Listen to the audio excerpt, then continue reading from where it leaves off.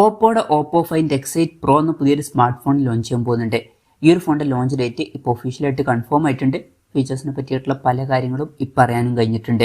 എന്തായാലും ഈ വീഡിയോയിൽ നമ്മൾ നോക്കാൻ പോകുന്നത് ഓപ്പോ ഫൈൻഡ് X8 Pro എന്നുള്ള സ്മാർട്ട് ഫോണിനെ പറ്റിയിട്ടാണ്. നമ്മൾ ആദ്യം ഫീച്ചേഴ്സും കാര്യങ്ങളൊക്കെ നോക്കുകയാണെന്നുണ്ടെങ്കിൽ ഡിസ്പ്ലേയുടെ കാര്യത്തിൽ ഈ ഒരു സ്മാർട്ട് ഫോണിൽ 6.8 ഇഞ്ചിൻ്റെ ഡിസ്പ്ലേ വന്നേക്കാം. 1.5K അല്ലാന്നുണ്ടെങ്കിൽ 2K റെസൊല്യൂഷനിൽ വരുന്ന ഡിസ്പ്ലേ ഇതിൽ വരുന്നതായിരിക്കും. അപ്പം അത്യാവശ്യം നല്ല റെസൊല്യൂഷനും കാര്യങ്ങളൊക്കെ ഇതിൽ വരുന്നതായിരിക്കും. AMOLED ഡിസ്പ്ലേ ആയിട്ടായിരിക്കും ഈ ഒരു സ്മാർട്ട് ഫോൺ വരിക. പിന്നെ മൈക്രോ കേർഡ് ആയിട്ടുള്ള ഒരു ഡിസ്പ്ലേ ആയിരിക്കും ഇതിൽ വരിക. പഞ്ചോൾ ഡിസൈൻ ഒക്കെ വരുന്നതായിരിക്കും. പഞ്ചോൾ വരിക ടോപ്പ് സെൻറ്റർ ഭാഗത്തായിട്ടായിരിക്കും.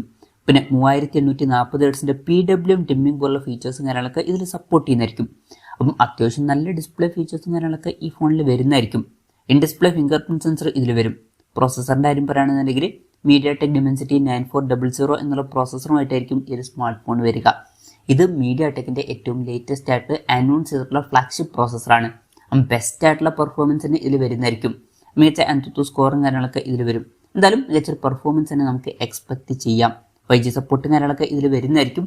ഈ ഒരു ഫോണിൽ 16GB റാം വരെ 1TB ഇന്റേണൽ വരെയും വന്നേക്കാം. പിന്നെ LPDDR5Xൻ്റെ റാമും UFS 4.0 സ്റ്റോറേജ് ടൈപ്പും കാര്യങ്ങളൊക്കെ ഇതിൽ വരുന്നതായിരിക്കും. സ്റ്റീരിയോ സ്പീക്കേഴ്സ് ഒക്കെ ഈ ഫോണിൽ വരും. Android 15 ബേസ് ആയിട്ടുള്ള കളർവൈസ് സോഫ്റ്റ്വെയർ ഈ ഫോണിൽ വന്നേക്കാം. ക്യാമറയുടെ കാര്യത്തിലോട്ട് വരികയാണെന്നുണ്ടെങ്കിൽ ഫോണിൻ്റെ പിന്നിൽ ക്വാഡ് ക്യാമറ സെറ്റപ്പ് വന്നേക്കാം. 50 mega pixel main camera sensor ആയിരിക്കും ഇതിൽ വരിക. ഇതിൽ OSൻ്റെ സപ്പോർട്ട് വരുന്നതായിരിക്കും. പിന്നെ 50 mega pixel ultra wide angle ലെൻസും വരുന്നതായിരിക്കും. 50 മെഗാ പിക്സൽ ടെലിഫോട്ടോ ലെൻസും 50 മെഗാ പിക്സൽ ഒരു പെരിസ്കോപ്പ് ലെൻസും വരുന്നതായിരിക്കും. സെൽഫി ക്യാമറയെ പറ്റിയിട്ടുള്ള കാര്യങ്ങൾ അറിയാൻ കഴിഞ്ഞിട്ടില്ല. എന്നാലും ഒരു 32 മെഗാ പിക്സൽ സെൽഫി ക്യാമറ ഇതിൽ വന്നേക്കാം.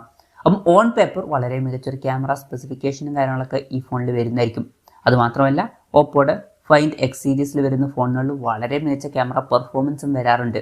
ബെസ്റ്റ് ആയിട്ടുള്ള ഒരു ക്യാമറ പെർഫോമൻസ് തന്നെ ഇതിൽ നമുക്ക് എക്സ്പെക്ട് ചെയ്യാവുന്നതാണ്.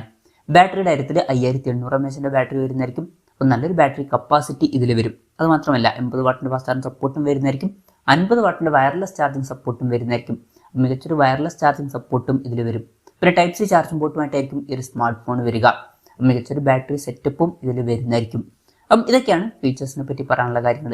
ഇനി ലോഞ്ച് ഡേറ്റിൻ്റെ കാര്യം പറയുകയാണെന്നുണ്ടെങ്കിൽ ഒക്ടോബർ 24 ഈ സ്മാർട്ട് ഫോൺ ലോഞ്ച് ചെയ്യാൻ പോകുന്നത്. പക്ഷേ ആ ഒരു ദിവസം ഇന്ത്യൻ മാർക്കറ്റിൽ ഈ ഒരു ഫോൺ ലോഞ്ച് ചെയ്യില്ല. ആ ഒരു ദിവസം ചൈനീസ് മാർക്കറ്റിലായിരിക്കും ഈ ഫോൺ ലോഞ്ച് ചെയ്യുക. ഇനി ഇന്ത്യയിൽ ഈ ഫോൺ ലോഞ്ച് ചെയ്യുന്ന വെച്ചാൽ ചിലപ്പോൾ ലോഞ്ച് ചെയ്തേക്കാം. അതിനെ പറ്റിയിട്ടുള്ള കൺഫർമേഷൻസ് ഒന്നും ഇപ്പം പുറത്ത് വന്നിട്ടില്ല.